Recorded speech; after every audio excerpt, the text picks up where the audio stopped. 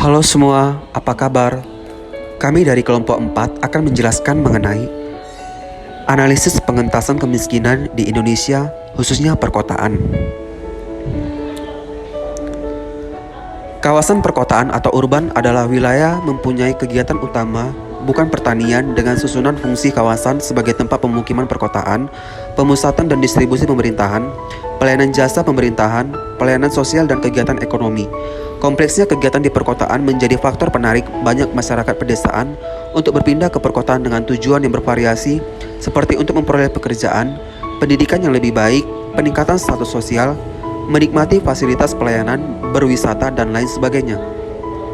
Perpindahan penduduk dari pedesaan ke perkotaan disebut dengan urbanisasi. Urbanisasi disanyilir dapat meningkatkan kemiskinan di perkotaan. Ada kecenderungan masyarakat desa yang berangkat ke kota dengan tujuan ekonomi hanya bermodalkan pada kenikmatan semata, tanpa adanya keterampilan serta tingkat pendidikan yang mumpuni untuk mengikuti persaingan di kota yang begitu ketat. Sehingga tanpa pendidikan yang mumpuni membuat sebagian dari mereka memiliki modal pas-pasan beralih ke sektor informal seperti halnya menjadi pedagang asongan, PKL dan lainnya. Sedangkan sebagian lainnya menjadi masyarakat yang hidup di pinggiran kota dan tidak memiliki pekerjaan, sehingga ada yang menjadi pengamen, gelandangan, dan bertindak kriminal.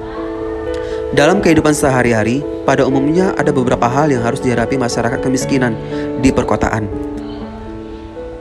Yang pertama, kepemilikan dan akses terhadap tanah sangat sulit karena harga tanah yang tinggi di perkotaan sehingga mereka tinggal di lahan milik negara atau tempat ilegal yang tanpa izin.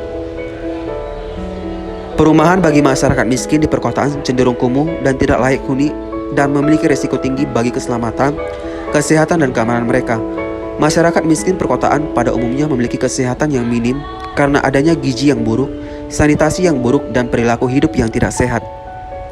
Kemudian status pekerjaan masyarakat tidak menentu dan tingkat pengangguran yang tinggi karena tidak memiliki biaya untuk belajar. Keterbatasan pendidikan inilah yang membuat masyarakat mengambil pekerjaan tidak menentu.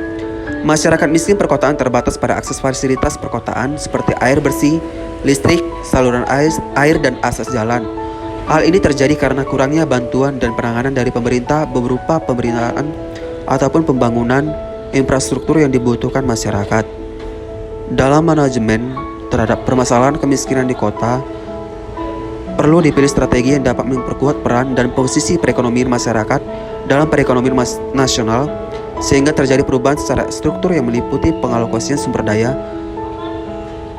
penguatan kelembagaan, dan pemberdayaan sumber daya manusia.